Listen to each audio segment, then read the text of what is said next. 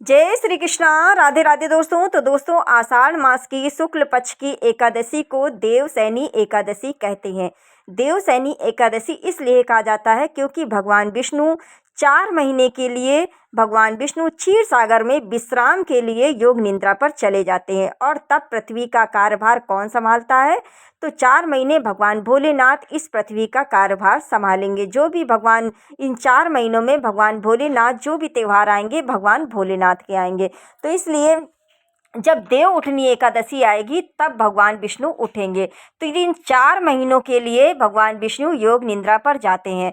और इन 4 महीनों के लिए जब जाते हैं तो ये लग जाता है चतुर्मास, जिसको बोलते हैं चतुर्मास। ठीक है, तो चतुर्मास में क्या करना चाहिए, क्या नहीं करना चाहिए, और एकादशी देवशयनी एकादशी कब है, कब शुरुआत होगी, कब समाप्त होगी, सभी एकादशी से संबंधित सभी महत्वपूर्ण बातें हम आपको इस वीडियो में बताएंगे दोस्तों। तो वीडियो को पूरा देखिएगा। और यहाँ पर एक छोटी सी रिक्वेस्ट करेंगे दोस्तों, कमेंट में ओम नमो भगवते वासुदेवाय लिखकर चैनल को जरूर से जरूर सब्सक्राइब कर लें। चलिए अब बता देते हैं कि आषाढ़ मास की शुक्ल पक्ष की एकादशी देवशयनी एकादशी कब प्रारंभ होगी और कब समाप्त होगी। तो देखिए, सबसे पहले 25 तारीख जो आ रही है, उस 25 तारीख दिन शनिवार है। यहाँ से लग रहा है चतुर्मास, मतलब इस दिन भगवान देव जो होंगे हमारे विष्णु भगवान, वो शयन के लिए चले जाएंगे योग निद्रा पर। तो इसलिए आपको क्या करना है, ये लग जाएगा चतुर्मास। इन 4 महीनों में भगवान भोलेनाथ की पूजा होगी। जितना हो सके भगवान भोलेनाथ की पूजा आराधना करें, जो हो सके आपसे जितना हो सके। वैसे तो हमारे यहाँ जो भी साधु संत हैं वो क्या करते हैं कि इन 4 महीने में एक समय भोजन करते हैं। एक समय भोजन करके अपने एक समय का भोजन त्याग करके एक समय भोजन करते हैं और अपनी मनोकामना को पूरी करवाते हैं। ऐसे भी करते हैं। और सबकी श्रद्धा नहीं होती है कि एक समय भोजन कर पाएँ। तो आप चाहें तो एक समय भोजन भी कर सकते हैं, या फिर आप चाहें बहुत सारे नियम इन 4 महीने में लगते हैं। और 4 महीने में जब चातुर्मास लग जाता है, तो जब भगवान विष्णु जब योग निद्रा पर चले जाते हैं और जब देव उठेंगे तभी कोई मांगलिक कार्यक्रम होगा। मतलब समझ गए होंगे कि अब भगवान विष्णु जब शयन के लिए जा रहे हैं, योग निद्रा पर जा रहे हैं, तो अब कोई भी मांगलिक कार्यक्रम यहाँ पर नहीं होगा।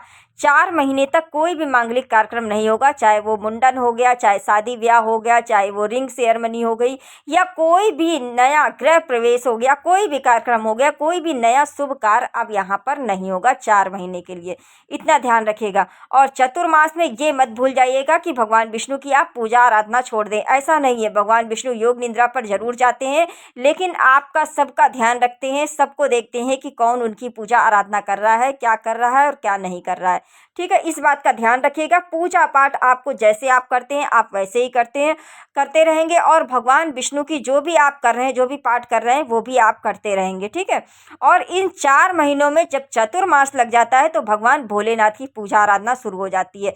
शिव परिवार की पूजा होती है। देखिएगा, कोई भी त्यौहार आएंगे सभी में भगवान भोलेनाथ की पूजा हुई, चाहे वो तीज हो या करवा चौथ हो या कोई भी त्यौहार हो, सब में भगवान भोलेनाथ या फिर शिव परिवार की पूजा ही होगी।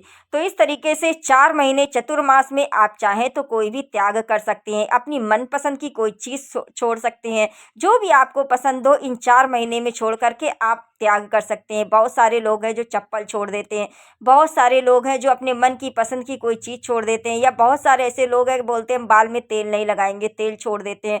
मतलब जो उनका मन करता है कि हम दहलीज पूजा करेंगे, या 4 महीने में हम तुलसी में दीपक जलाएंगे, या कोई भी आप कार्य ले सकते हैं जो आपको मन करे, कि जो आप किसी को देख के नहीं चलना है, जो आप जिस चीज़ का त्याग कर पाए वही करना है। किसी को देखना नहीं है कि वो अगला क्या कर रहा है तो हम भी वैसा करें, ऐसा नहीं है। जितनी आपकी श्रद्धा हो, जो आप कर पाएँ इन 4 महीने में वही नियम लीजिएगा। सारे नियम लेने की ज़रूरत बिल्कुल भी नहीं है, उतना ही करना चाहिए जितना आप कर पाएँ। तो ठीक है, चतुर्मास में आप कुछ भी कर सकते हैं, किसी भी चीज़ का त्याग करके अपनी मनोकामना को पूरी करवा सकते हैं। ये हो गई चतुर्मास की बात। अब जान लेते हैं कि देवशयनी एकादशी कब प्रारंभ हो रही है, कब समाप्त हो रही है, किस दिन व्रत करना आप लोगों को शुभ रहेगा। तो देखिए, जब एकादशी शुरू होगी तो होगी 24 जुलाई दिन शुक्रवार।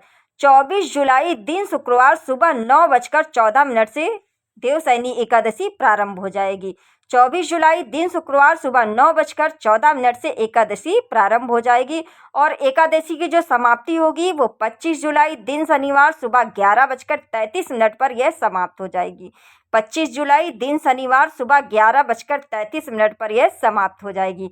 अब ऐसे में आप लोग क्या करेंगे, एकादशी का व्रत किस दिन करना आपके लिए शुभ रहेगा? तो देखिए, जब दशमी युक्त एकादशी होती है तो वो गौर एकादशी मानी जाती है और जब द्वादशी युक्त एकादशी होती है तो वो वैष्णव एकादशी के नाम से जानी जाती है। तो देखिए, 24 तारीख को ब्रह्म मुहूर्त के अनुसार हमको एकादशी नहीं मिल रही है, ठीक है, और ऊपर से क्या है, दशमी युक्त एकादशी है और 25 जुलाई को ये सुबह 11:33 तक रहेगी। तो ये एकादशी द्वादशी युक्त एकादशी होगी। तो जो दशमी युक्त एकादशी होती है वो गौर एकादशी के नाम से जानी जाती है और जो द्वादशी युक्त एकादशी होती है वो वैष्णव एकादशी के नाम से जानी जाती है।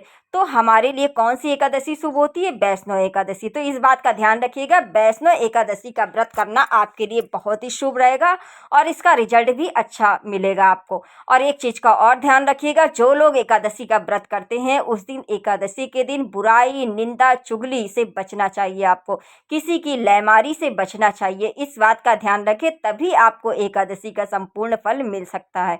ठीक है दोस्तों, तो इस बात का ध्यान रखिए। अब एकादशी का जो लोग व्रत करेंगे वो किस दिन करेंगे? 25 जुलाई दिन शनिवार को एकादशी का व्रत किया जाएगा और इसका शुभ फल भी आपको देखने को मिलेगा। तो 25 तारीख दिन शनिवार को ही एकादशी का व्रत करना है।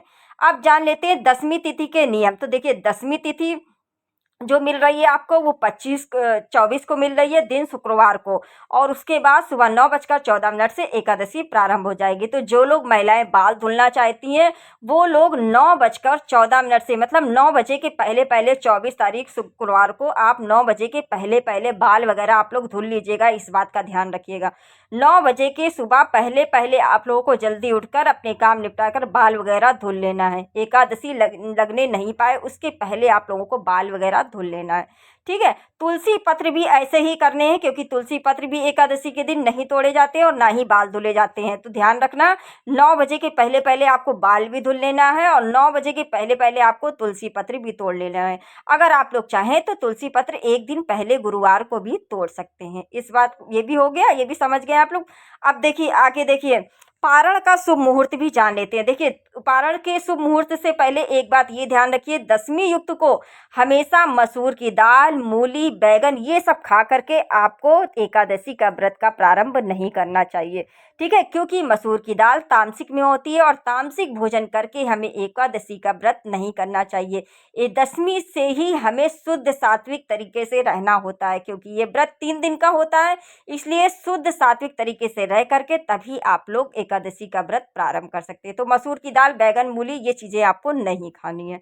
ठीक है, अब जान लेते हैं पारण का शुभ मुहूर्त। तो देखिए, पारण का जो शुभ मुहूर्त होगा वो होगा सुबह 26 जुलाई दिन रविवार को सुबह 5:39 से 8:22 तक रहेगा। सुबह 5:39 से 8:22 तक ये शुभ मुहूर्त रहेगा रविवार को। इसी में ही आपको पारण करना है। पारण करने से पहले एक बात ध्यान रख लीजिएगा, जो भी आपको दान पुण्य करना है वो दान निकाल दीजिएगा। भगवान विष्णु, माता लक्ष्मी की पूजा आराधना कर लीजिएगा और लड्डू गोपाल हैं तो उनकी भी सेवा पूजा कर लीजिएगा। उसके बाद एक तुलसी पत्र आपको निगलना है। निगलने के बाद चावल से बनी हुई कोई भी चीज़ आप पारण कर सकते हैं। इस बात का भी ध्यान रखिएगा, चावल से बनी हुई कोई भी चीज़ आप पारण कर सकते हैं। द्वादशी के दिन तुलसी पत्र भी आप नहीं छू सकते हैं, ना तोड़ सकते हैं। तो द्वादशी के दिन आप ध्यान रखिएगा, एक समय ही भोजन करने को बताया गया है। तो भरपेट आप दोपहर में एक समय भोजन अच्छे से आप कर सकते हैं। अच्छा, एकादशी पर इस बात का भी ध्यान रखिएगा कि सोना बिल्कुल भी वर्जित माना गया है। जो लोग एकादशी का व्रत करते हैं वो सो नहीं सकते हैं दिन में, दोपहर के समय। तो अगर आप किसी चीज़ से परेशान हैं या अपने शरीर का कोई कष्ट है या बीमार हैं आप, तब आप तुलसी पत्र अपने पास रख करके अपने दुपट्टे में, साड़ी में बांध करके तब आप दोपहर में इस विश्राम कर सकती हैं, आराम कर सकती हैं। ठीक है, तो इस तरीके से कर लीजिएगा। और हाँ, हमेशा ये याद रखिएगा, एकादशी पर विष्णु सहस्त्र नाम का पाठ आप लोग जरूर से जरूर किया करें। जितना हो सके ओम नमो भगवते वासुदेवाय मंत्र का जाप करें और भगवान विष्णु की माता लक्ष्मी के साथ पूजा आराधना करें। विष्णु सहस्त्र नाम काफ़ी फलदायक है और एकादशी और उससे ज़्यादा अगर आप द्वादशी पर करते हैं तो और इसके अच्छे परिणाम मिलेंगे। तो ये करना बिल्कुल मत भूलें, ज़रूर से ज़रूर करें विष्णु सहस्त्र नाम का पाठ। जितना हो सके ओम नमो भगवते वासुदेवाय मंत्र का जाप करें, दहलीज पूजा करें, तुलसी में सुबह शाम दीपक जरूर से जरूर लगाएं। इस तरीके से एकादशी का व्रत करें और सुबह जितनी जल्दी हो सके उतनी जल्दी उठें ताकि आपके काम भी टाइम पे हो और आपकी पूजा भी समय पर हो। शुद्ध सात्विक तरीके से रहें। चावल आपको बिल्कुल भी नहीं खाना है, ना उस दिन बनाना है अपने, ना बच्चों को देना है, ना आपको खुद भी खाना है। तो चावल का त्याग करें 25 तारीख को।